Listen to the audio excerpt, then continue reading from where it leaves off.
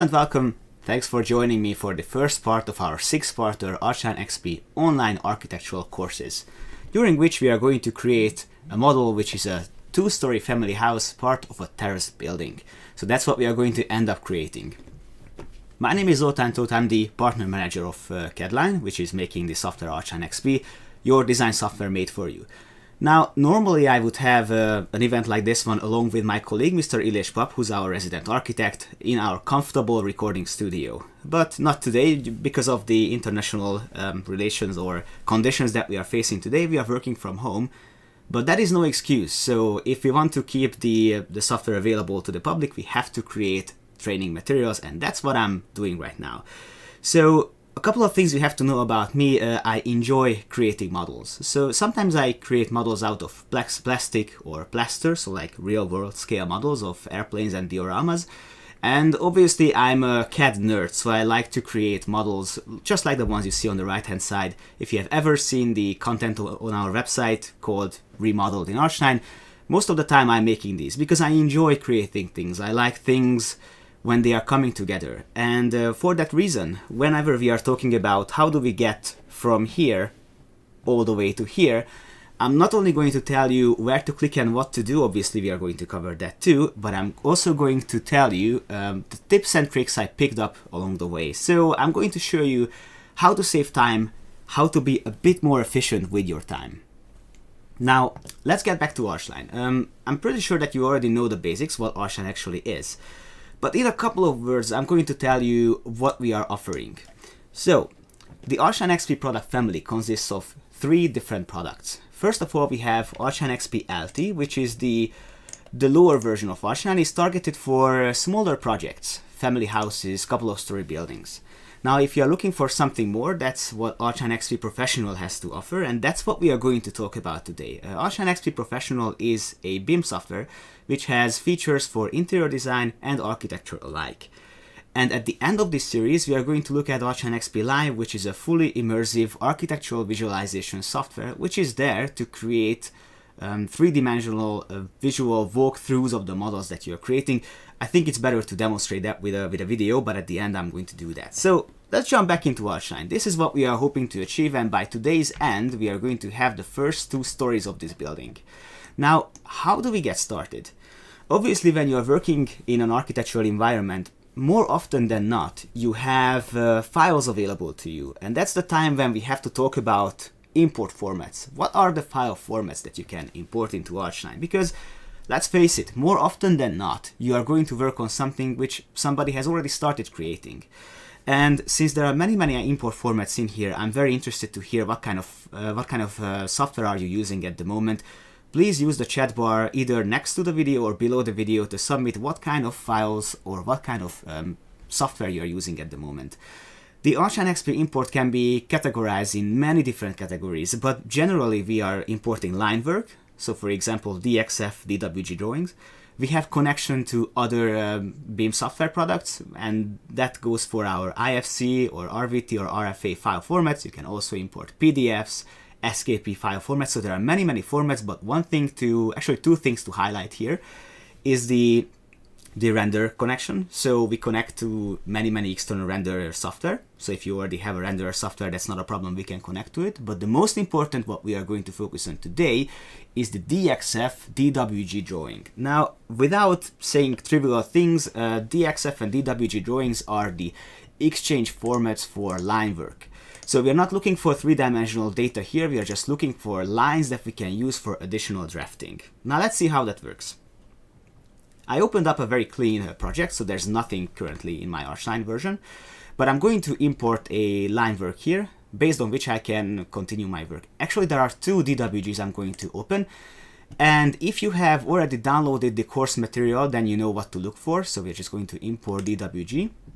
And we are going to use 2 files today, actually 3, the Elatanova Start ground floor, 2D and first floor. So these 3 are part of the webinar package that you downloaded.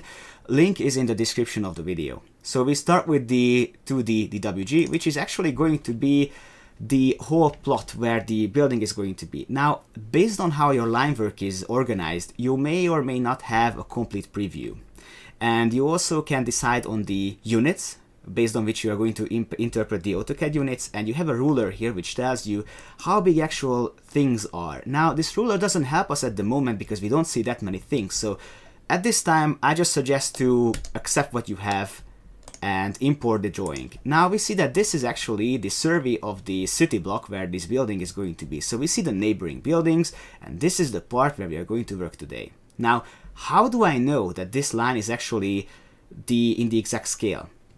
Now I can go to documentation, or sorry, dimensioning, measure, and I have this quick distance measurement tool based on which I can measure the plot. And if I measure it, I see that it's approximately 12 meters, which is the way it should be. So I know for a fact that this is actually a good scale. By the way, today I'm going to work in millimeters, but I know that you're coming from all kinds of different countries with all kinds of different regulations. So if you want to change that, you can, but whatever you see down here, that's the unit that you are going to work on today. Now, it's very important that I have a project origin over here, and this is important because I'm going to import another DWG on top of this one, and as long as I'm not moving this project origin, the next DWG is going to be at the exact space where it should be. So let's go to File and Import DWG again, and I'm going to import the ground floor DWG. Now again, I have a floor plan here with many lines, so I can just zoom in and see if this makes sense. I think if this is 5 meters, then this should be approximately 4, so this one should be good. So I'm just going to accept it. By the way, if things are not appearing in the right scale, you can rescale things. So now you see that the city block drawing and the ground floor is actually lined up nicely. Now, let's return to this project origin topic for a second, because this is a major issue if you're working on large Dxf Dwg drawings. If you are working on a drawing where the origin is very far away, let's say a couple of 100 kilometers away where you need it, then you might have calculation issues. And let's see, how do you fix that? How do you move the project origin? Let's say I want to move the origin over to the fence over here. It's not a great distance difference, but it might make a difference. So let's just go to Edit, Move, Relocate Project Origin, and I'm just going to click on the node where I want the origin to go. Hit accept, and the origin is now there, so everything is going to be done in relation to this origin. I'm just going to reset this because I'm going to need it later on, so I'm just going to reset the origin. There you go. Now, here is my problem. This is a 2-dimensional drawing.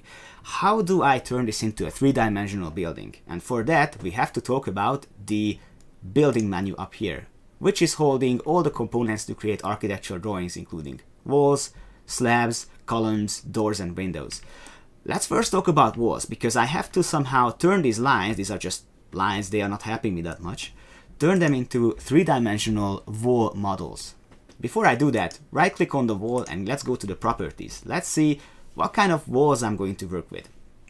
When it comes to walls, you can obviously decide on the height of the walls, the total thickness, base offset if you want to elevate it or decrease it into the ground, and the materials. Now, this is just a one single layered wall. Later I'm going to show you how to make a multi-layered wall.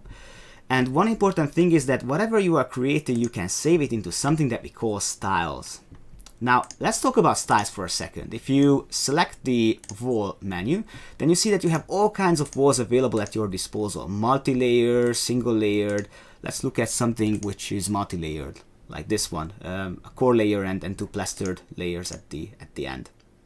Now, if I create something like this, I see in the 3D that I have a very nice wall which has all the properties I have defined. But here's the problem. This floor plan over here has multiple wall thicknesses, so how do I decide which wall I should use from our properties or from my list? For that, I have a very good tool which I like to use. That's one of my favorite tools at this stage. It's called Wall on Dwg Drawing. Now here's what we do. We select this tool and we click on 2 ending points of a line, like this, and click on the opposite side of the wall. Obviously now I don't have the right style selected, so let me just undo that. Actually, that's very good to demonstrate. Undo is done by Ctrl-Z. So I'm going to look for a wall which has a very proper hatch pattern, so I'm just going to click on wall, and I'm going to use a 1 layer 30 wide wall. So go back to wall on DWG, one side, the other side, click on the opposite face, and I see a 3-dimensional wall piece appearing. Let's proceed. Click on one side, click on the other end, and click on the opposite side, and there you go. I have the wall taking shape right now. Again, if you want to continue, you can go back to the wall DWG Drawing tool, but there's a very single shortcut I can show you here. If you right click on your work area, you can pull up the last used DWG drawing. That's the first trick I'm showing you today. So just right click, walls on DWG, click on one side, the other side, opposite face, and there you go. It's a bit repetitive at this point, but at least you don't have to care about the wall thickness. So you don't have to worry about picking the wrong walls.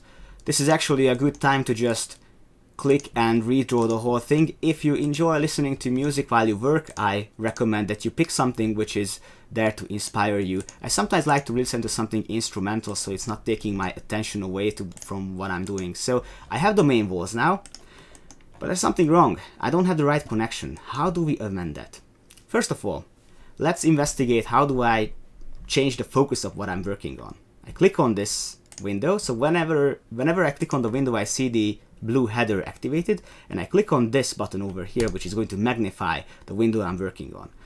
Okay, I need to rotate the drawing now. There are many ways to do it. If you right click with the mouse and you hold it, you can rotate your drawing. Similarly, if you hold the shift key and the scroll, then you can rotate your drawing at will. Scroll in and you can zoom in, scroll out, you can zoom out, double tap with the scroll, and the model is going to be fit to the screen. So let's talk about the wall connections. That's not really good for me. In the quick access toolbar, I have the T and L connections. I'm just going to click on the L connection, click one wall, click the other, connection is amended. There you go. I think the other connections are good, except for this one. So I'm just going to do it again. There you go. Okay, let's talk about partition walls. For that, I need to go back to the 2D, magnify it, zoom in with the scroll, and proceed. Now, here is the problem. The drawing is getting pretty intense. There are many things I don't need. I don't need the stair now. I don't need all the lines. So I need to make this a bit more clearer. How do I do that? Remember when we were bringing in the DWG drawings? If you already know CAD, you know that every drawing comes with layers. And that's the case also with ARCHLine. Click on this tool over here, and that brings up the layer manager. Now, just very simple. Layers are sort of transparent entities onto which you can put certain architectural items, and that way you can filter and switch on and off what you want to see and what you do not want to see. For example, I have the drawings brought in. That's the Elatanova Star 2D. So that's all the lines and layers that came with the drawing, and I have the layers that I have created. So how do I disable everything except for the walls? Now let's go to all layers, click on one of the layers, Ctrl A to select all of them, and click on the light bulb, and that would turn off all the layers. Now that's not really good for me, because if I turn off all the layers, then that's not going to help me at all, because then I would not know what to use for actually keep on working. So I'm just going to have to enable the walls, the load-bearing walls. And I think I would also need the slab. So I'm just going to look for slab. And that would nicely filter up. Oh, the partition walls are missing as well. I have to go back to my layer manager. And I'm just going to enable that too. So you see, you can customize what you want to see. So just filter down your model, because otherwise you have a very hard time navigating with all the lines. So for example, now a staircase is gone because I don't really need it. Now let's go back to creating the walls. So I'm just going to hit walls on DWG. And you know the drill, just click on the opposite ends, opposite side, click on one, the other, and there you go. Obviously you could pick a wall with the corresponding thickness, which is I think would be around 100 millimeters, but then you would need to change back and forth because the thickness is changing. So I think the best course of action here is just retrace what you see, and on the 2D you can see how it looks like. Okay, I think I have all the walls now. I have one problem here, actually several. The connection is not good, so I'm just going to fix it the way I used before with the TNR connection. I think that's good, there's one problem. The walls have different interior and external materials, which is good for the main walls, but no good for the partition walls. So what do? I select the whole drawing, either in the 2D or the 3D. By the way, notice how when you select something in the 2D, it gets selected. I mean, select something in the 3D, it gets selected in the 2D as well. So You see that now 17 wall pieces are chosen, and now I can define that I want to have a bright white face for both sides. So there you go, I have the walls. Next I have to figure out the slab, because there is a slab under this building and there are actually 2 extra slab pieces. There's a terrace over here and a ramp over there. So how do I do that? Now, if I go to the Slab Tool, again right click before I do anything, because I want to customize how my slab looks like. First of all, I'm not satisfied with this, this covering over there, so I'm just going to click on it and change it. But I can't find anything here which I like, so I'm just going to go to the main material library. I go to Parquet, Strips, and let's find something which looks good. I think this one does. It doesn't really matter at this point which one you choose, because this is going to be a conceptual stage, but be sure to choose something similar so that your visuals would look similar to mine. Hit OK, and now comes the side of the slab, which should correspond with the walls, so that should be bright white over here. There you go. And now I'm ready to create my slab. I'm just going to hit the Slab tool and go with Slab by Walls, which allows me to select all the walls I have, hit enter, and the slab is created automatically. So you don't have to retrace this time the whole drawing, you just have to select the walls and it's going to be created. Yes, that's all fine and nice, but what happens if you want to create a customized slab based on lines? Don't forget these are lines, so you can't really turn them into automatically with something else, so you have to make it something different. But, you know, the outside balcony or terrace should not have this parquet covering, you should have something else. Right click, property, go to the material and look for something else. Let's edit concrete, I think. Something concrete-ish. This prefabricated concrete would be nice for the top material, and for the side I think the same thing would be good. So in fact, without clicking on this, I'm just going to select this tool, and that would chain all the sides together, so I don't have to worry about that. So hit OK. And now I go back to slab. Slab is sketch mode, and I'm just going to select the sides of my slab where I want it to create. Hit enter, and the slab is created. Now that's very nice, but what happens with this part? Because this is not only a slab, this has an inclination. And for that we have a ramp tool. The ramp works like this. You have to select what kind of ramp you want. Let's go with this. Click on the starting point, click on the ending point over here. Next I have to define the width of the slab, so it's going to be like this. So I'm just going to tie to the nodes that I have on my drawing, and I don't like how my my ramp goes into my building, so I have to amend that somehow. That's very easy to do. Click on the edge and say insert node, and let's just insert additional nodes which would break up this ramp and give it the nice shape that we all need. So there you go. If you have a keen eye, you see that this is not okay yet, because this ramp is not in line with the slab. Obviously I could be using the 3 markers to move it to coincide, but that's not the way the ramps usually work, because the ramps have an inclination which has to comply with certain regulations. So let's assume that the 2 values I know is the top side and the inclination. So I have to click on the inclination marker, and I have several regulations and rules based on which I can set up how my ramp should look like. So first let's go with horizontal, and let's just zero everything out. Let's see what happens. If I zero everything out, I see that my ramp is pretty flat. So I'm just going to click on the landing again. And now I want to say that the top level is fixed. The bottom level should be a flexible one, and the slope, I know the slope, it should be 5%, because that's the number I was told by my by the project's original owner. So I'm just going to hit OK, and now I see that the ramp nicely starts to bend in. That's very good. Next thing I'm going to do, I have to do something with the doors and windows, because they are still missing from my floor plan. Even though I have them in as 2-dimensional lines, that's not really what I have here, so I need to create them somehow. Now let's talk about doors and windows for a second.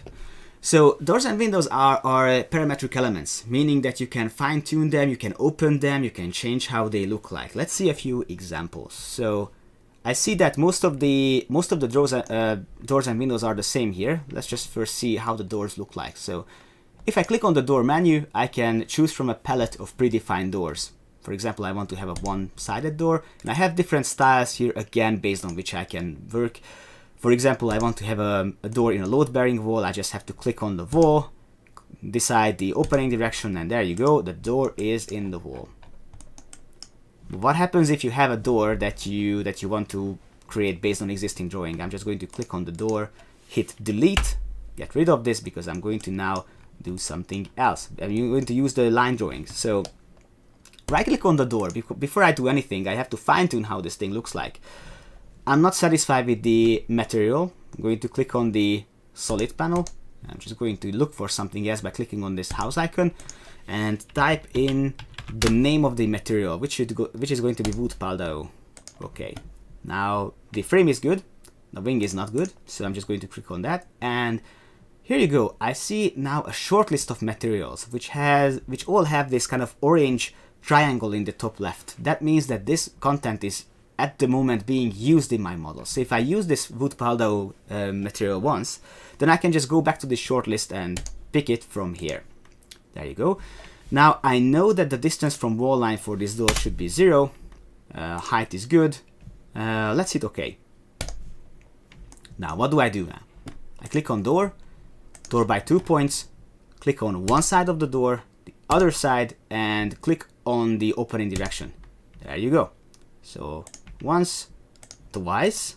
Let's just navigate in the 3D for a second so you can see the result. There you go, the doors are appearing. Automatically, by the way, you don't have to manually refresh the 3D. So door by 2 points, click, click, there you go. Now, what happens if I have two winged or one fixed wing? So do I have to go back and change the door type and then retrace? Well, you can do that, but at this point I like to do it with the same door type I have. And later on I'm going to fine tune it. So I have one door here, and the double door is going to appear over there. Okay. And now comes the time when I have to fix the double door and this one over here. Actually, there's one thing, but what's missing is the sliding door, but later on I'm going to amend that too. So let's click the one winged door and fine tune it. Click on the pencil icon. First of all, that's not good of an original model, so I'm just going to click on flush, which is going to bring up the door library. Going to doors, double, flush internal double.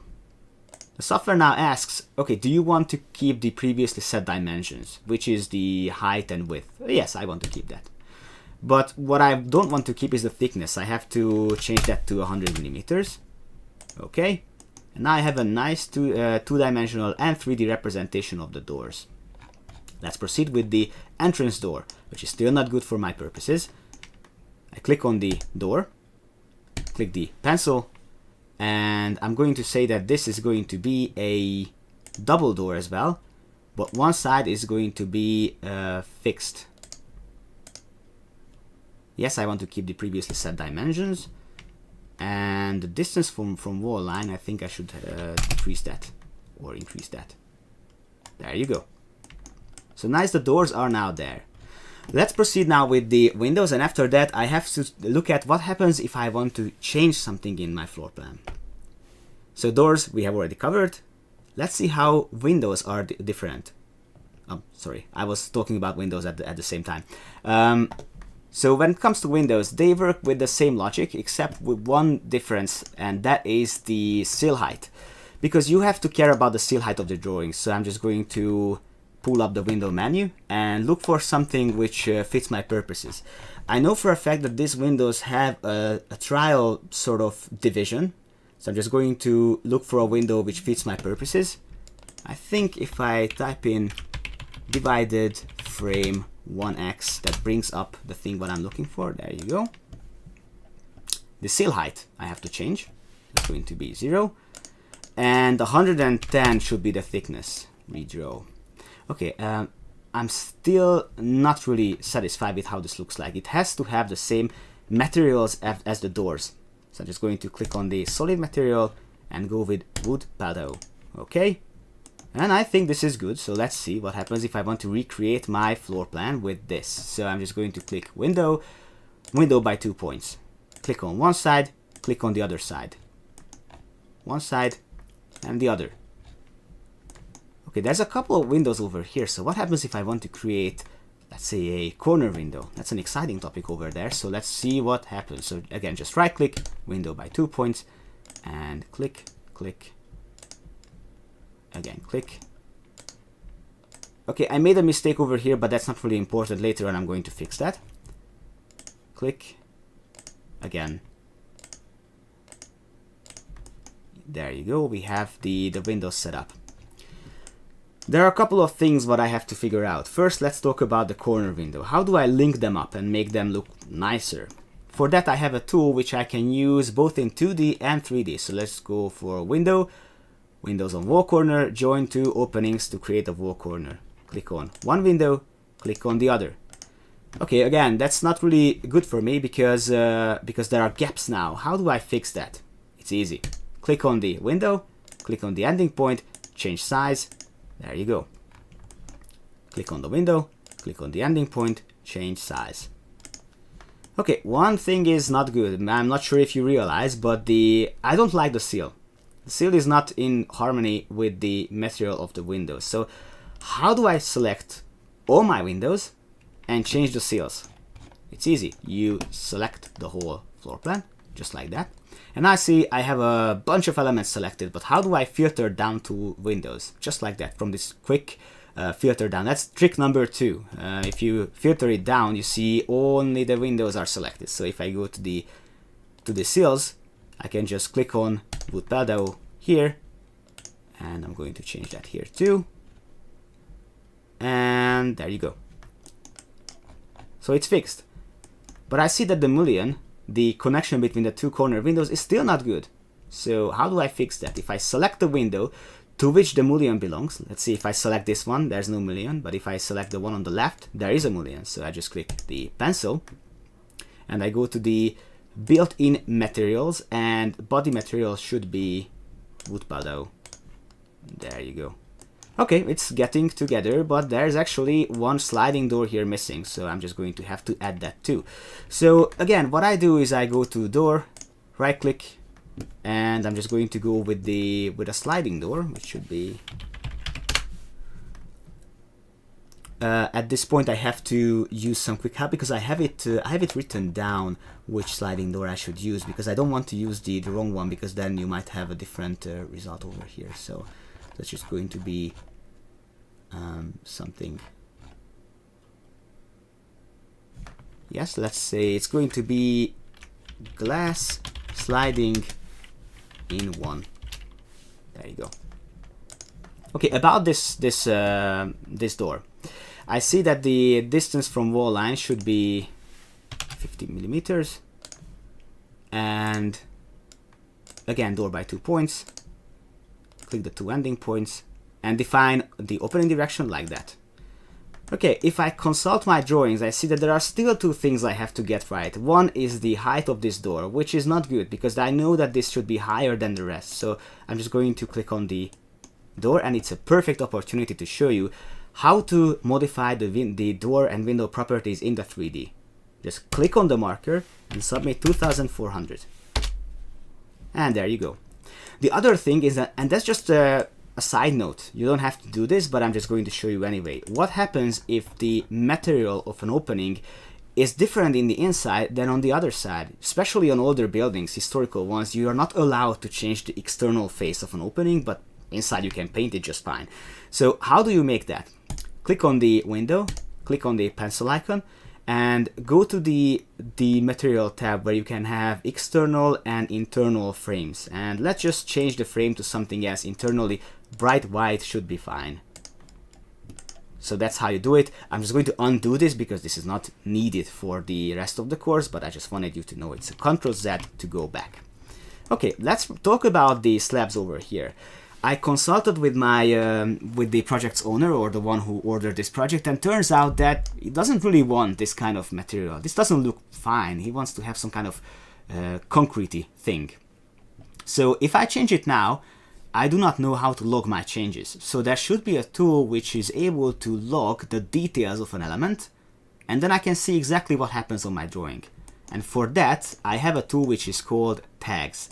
Now the tags are actually text bubbles which would actually keep tracks of what is happening on your drawing. Now at this moment I'm just going to turn off the DWG drawings because I don't want to have properties of the lines. I'm going to have properties of the slabs. So I'm just going to again go to the drawing and turn off everything that I don't need. There you go. So now I just have the drawing itself, nothing else. So I want to have a tag which is going to log the details of the slab tool. So I'm just going to say that I want to have a tag of an architectural element and it has to be a slab. And now I can define what I want to include in my properties. So that's just, I'm just going to accept that and click on the slab. Now this is not a good position, so I'm just going to move my my schedule or my tab, my tag for a second. And also I can add a pointer line to the original element. So wherever I'm going to move this, it's going to keep in connection with the model. But what's the point of this thing? Let's look at it from a closer angle. First of all, I want to make it a bit more customized. I don't want to have too many lines. I'm just going to select it, and for the bounding, I'm going to say no bounding. Okay, here's the thing. If I click on the tag, I see that certain elements have a paint bucket next to it. And the paint bucket actually chooses or shows you what kind of materials actually are given to this element. So now I see that the prefab concrete is selected on the tab in the material menu, and I can see that it's actually the same element. So let's change this to something else. Let's make it a more industrial look with the concrete 3 material. I hit OK, and here's what happens. The tag updates, and so does the drawing itself. So I'm just going to click on the side material and I'm just going to give it the same concretey look. And there you go. Now, another thing, I'm just going to change the side as well. Okay, now this slab is amended, but this ramp is still not having the right material. So how do I change that? How do I take one material and paste it onto other side or another piece? Select the element I want to copy from, right click and say find material, and now I see the concrete 3 being selected on my floor plan, or selected, and I'm just going to click, drag and drop onto the next surface, and I'm just going to say I'm replacing this material with another on this particular object. Click on it and the change takes place. So it's very easy to update the changes on your drawing. So you don't have to manually update everything. You just have to care about the things with you just have to care about the things that you want to create. Meanwhile, I would like to thank the questions that are coming in. I'm going to try to answer them at the end. So just keep asking the questions. I see that they are very, very on the topic. So that's very good. At the end, I'm going to talk about them too. Okay, I have the drawing now. I have the walls, I have the openings, but how do I get from one floor to the other? I promised you a multi-story building, so I have to deliver on that promise. If I want to create a staircase, I have to create a staircase over here. Now, remember, I used to have a 2-dimensional drawing which showed the staircase, but I don't need that because I can recreate that based on these nodes. So I'm just going to go to building, stair, and again I have multiple stair styles I can use. So I have wooden stair without any waist slab, just the risers and the threads, but I'm just going to use a normal stair over here. And as for the shape, I'm going to go with an L form.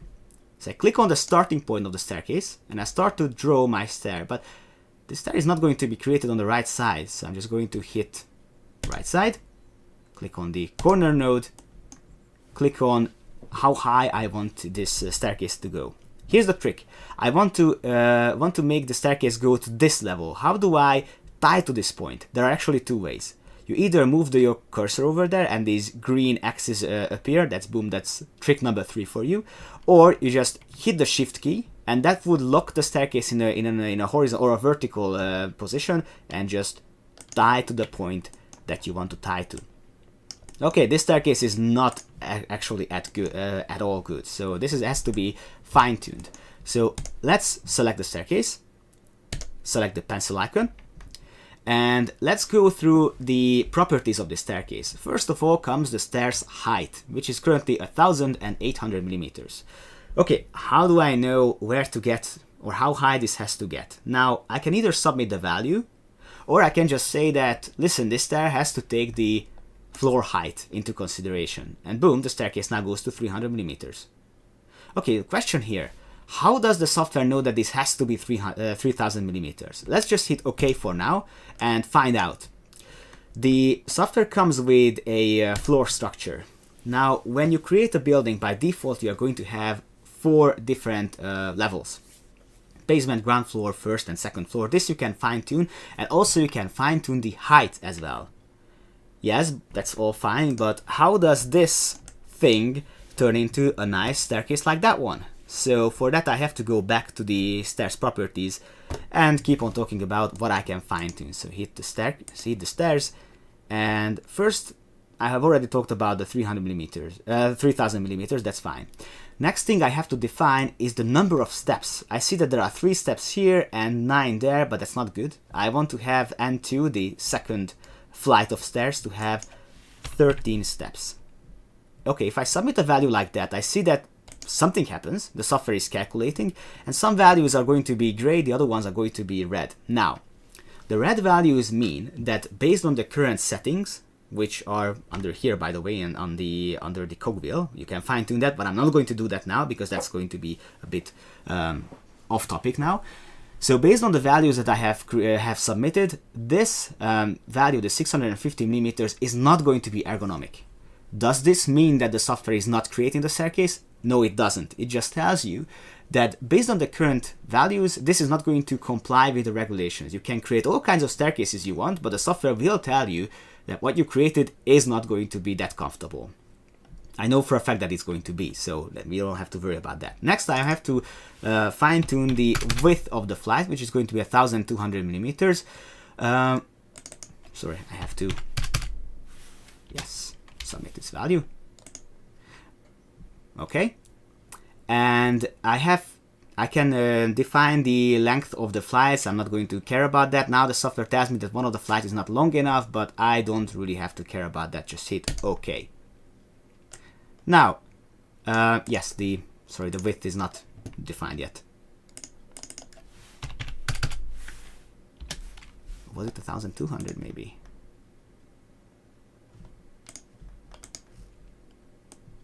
Okay, so what happens if my staircase is wider than that? I have to consult my values because I'm pretty sure that I defined a value which is not good at this context.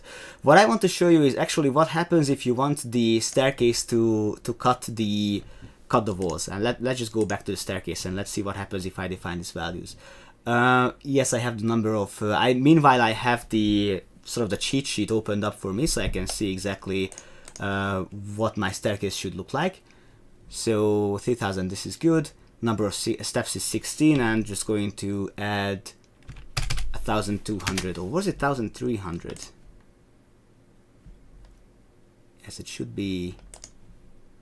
Okay, this part I'm going to quickly jump over because that's the magic of live shows. It just worked before I started, but now it doesn't. So instead, I'm going to show you something else. What happens if I want to have a staircase with a different kind of support? I'm just going to right-click on the wall. What I have here, I don't need that, so I'm just going to isolate that into 3D. Just isolate this object, and that one is isolated too. I want to create something more interesting. For that, I have to jump into my model, which I can't really do because no matter what I do, I can't really see my staircase. What's wrong with that? Well, it's nothing wrong, actually. This is an axonometric view, meaning that no matter how close I get, the distances would not get shorter. So I have to jump into something that we call a perspective view. Now, the perspective view can be achieved with this eye icon. And now the software tells me that this is where I am, that's where I'm looking, that's the model.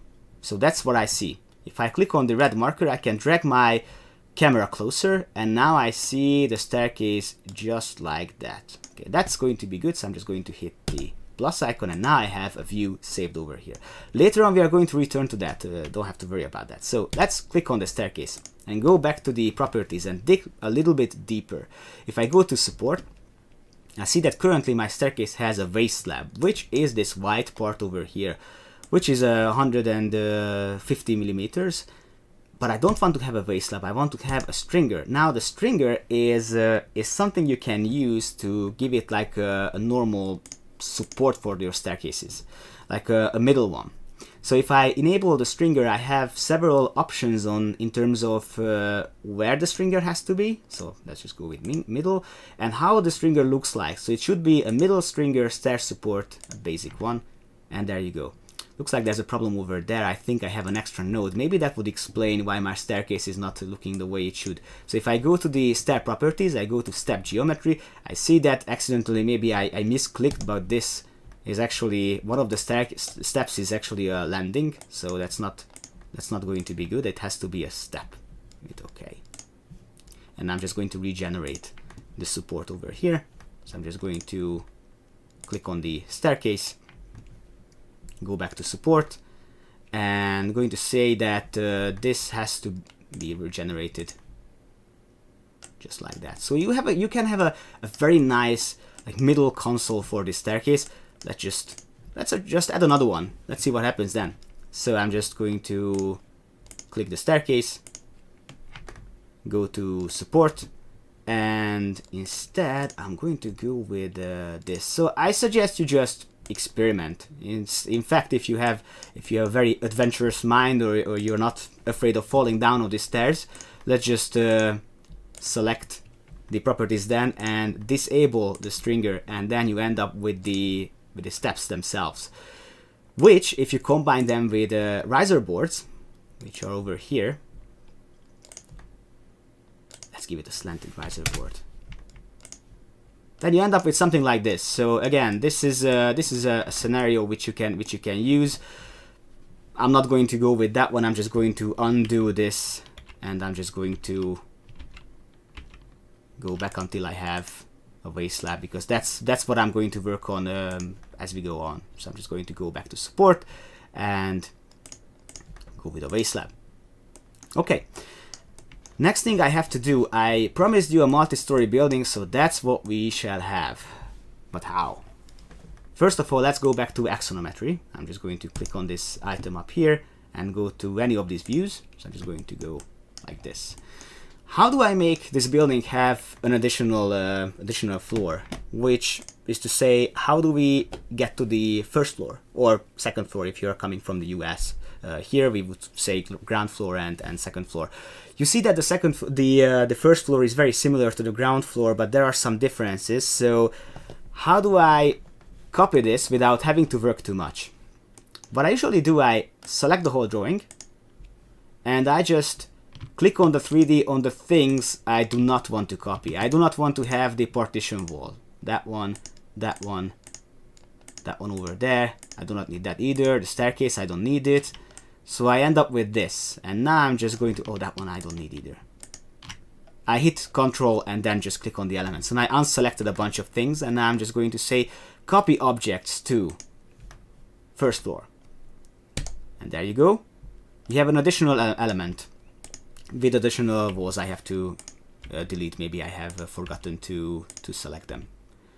Okay, there are a couple of things I have to figure out now. There are differences between the two floors. I have to update these differences, and also I have to talk about how to navigate between floors and actually how to copy things. I showed you that if you select one thing and say that copy the element to another floor, that's doable.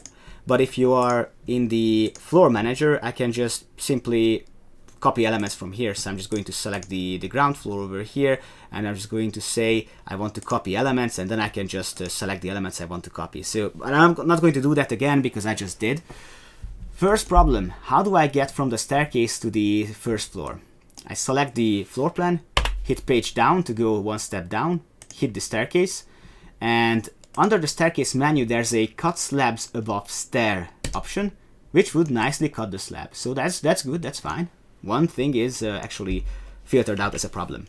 Second problem is how do I retrace the drawings that I have already retraced before, now this time on the first floor. I have to go back to the layer manager, and I'm just going to have to enable the layers what I have disabled before. So I'm just going to hit OK. Oh no, sorry, I don't even have a drawing to retrace here. So that's why I don't see the lines. So I'm just going to hit File, Import, and this time I'm going to bring in the first floor of this drawing. I think the scale is fine, so I'm just going to hit OK.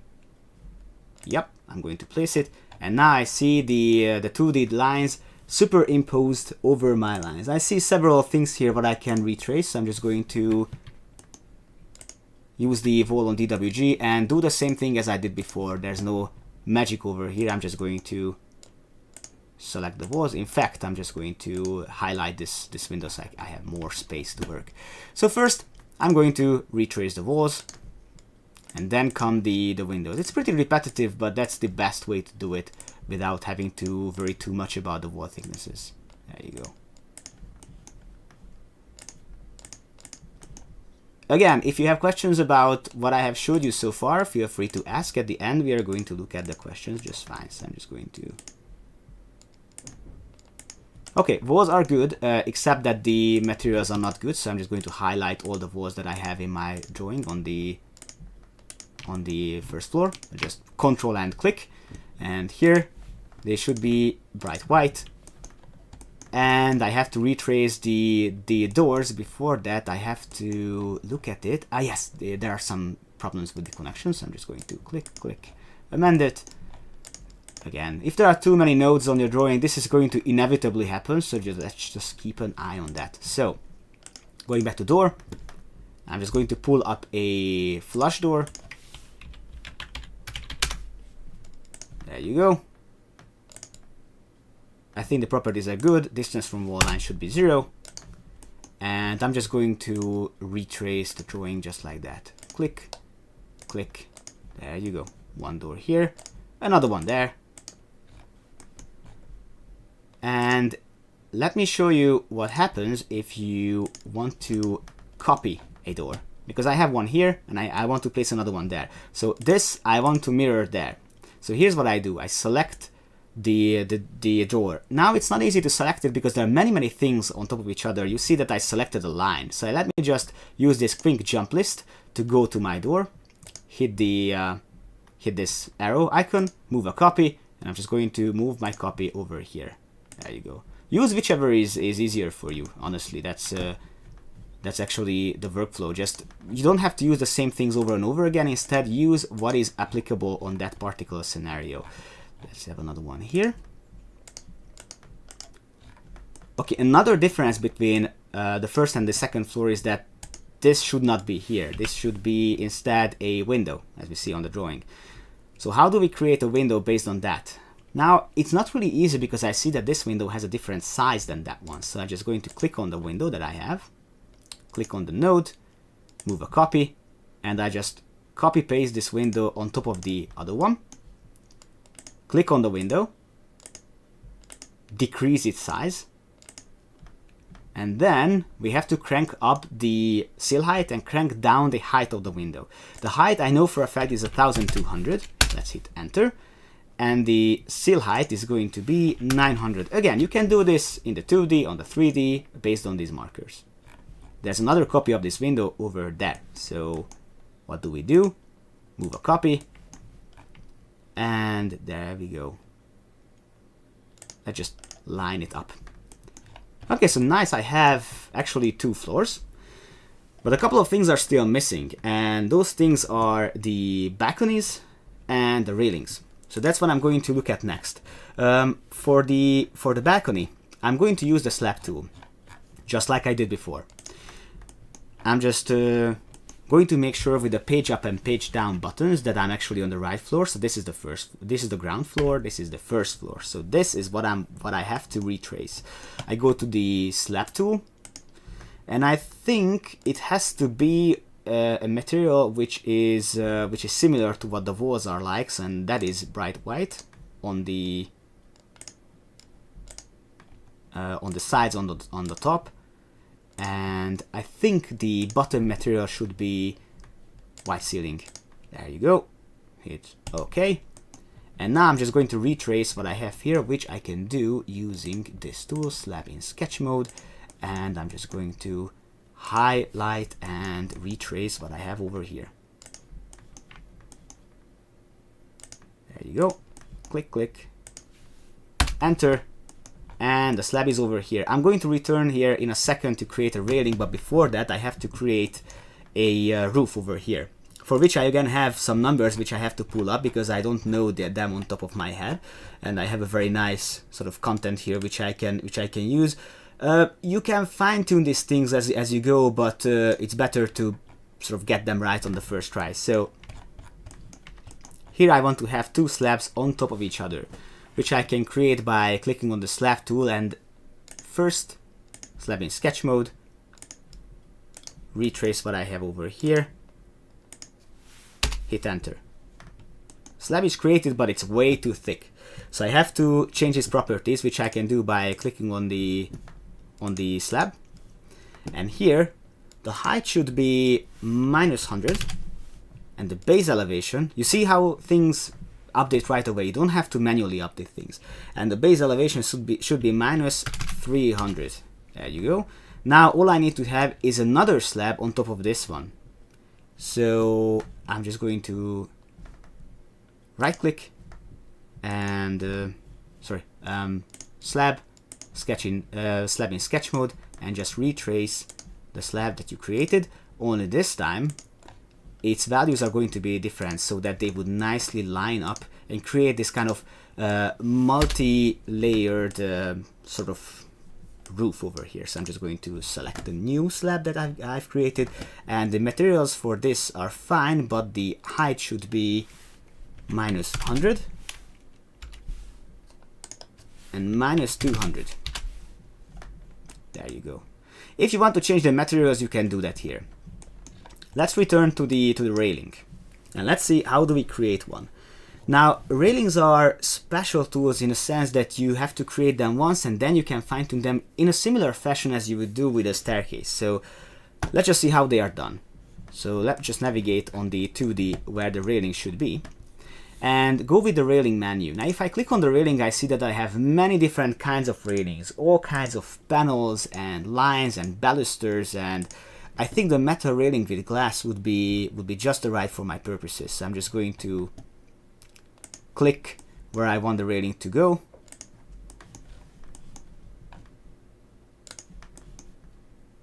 and the railing is created. Now, as it happens, I'm not really satisfied with the height of this railing because I see that it's actually higher than it should be. So what do?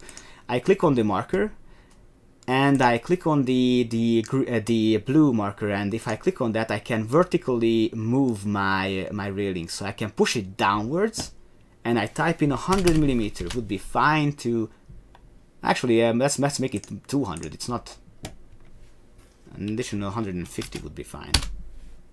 Yeah, there you go. So that's what I wanted to achieve. Now, some of you have already noticed that there's one major problem with the representation of my staircases.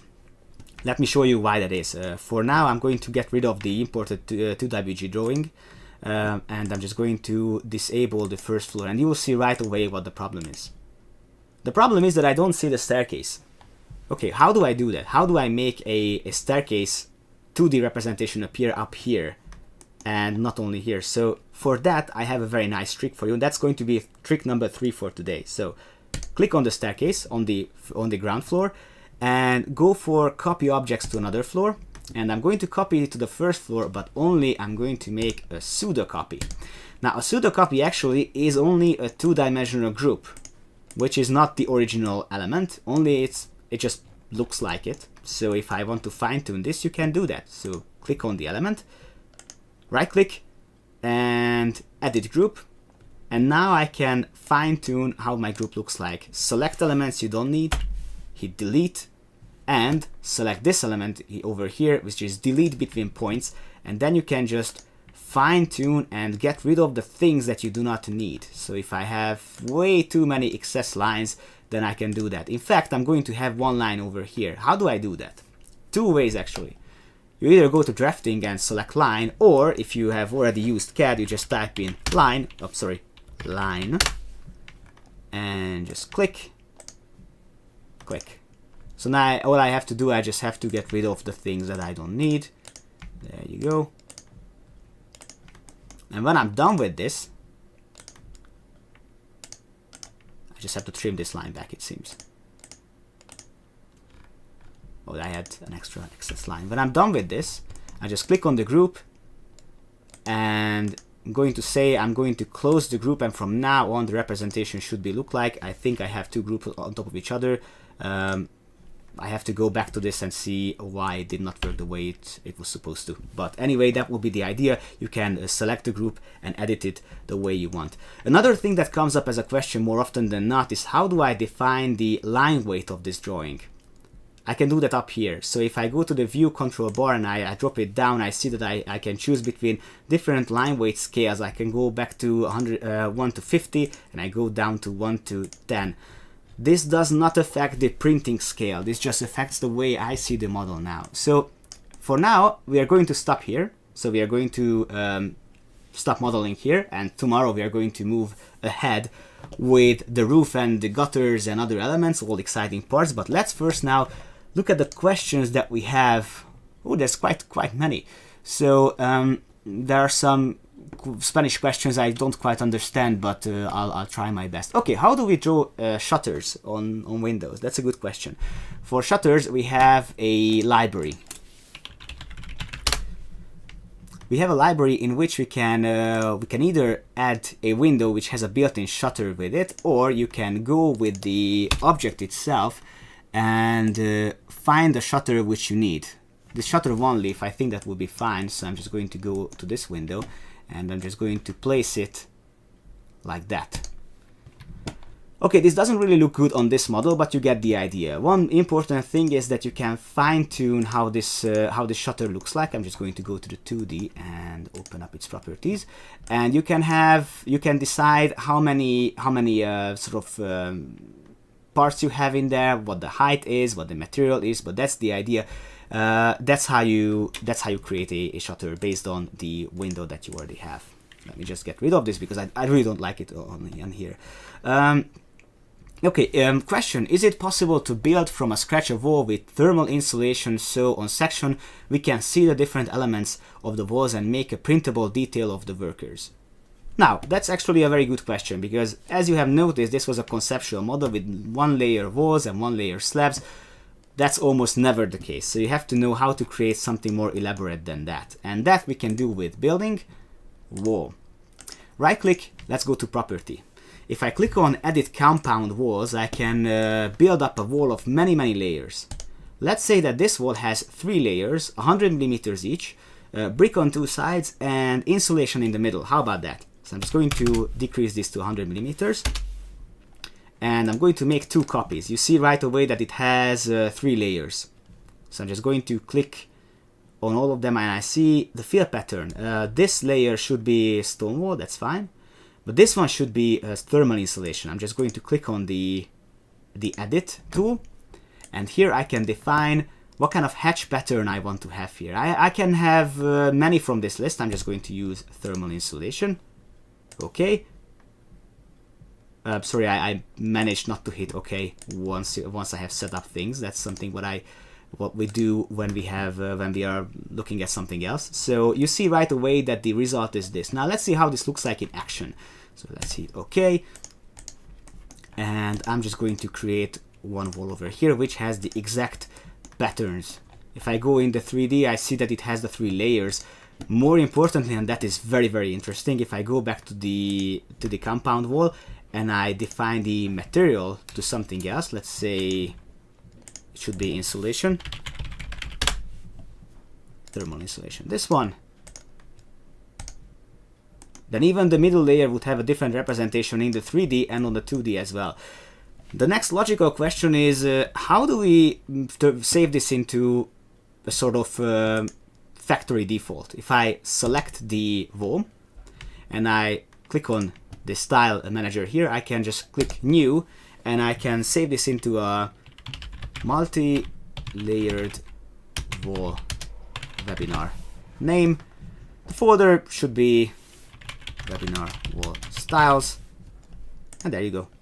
So from now on I have a wall style which has the exact properties I have set up. And that's the answer to your question, I think.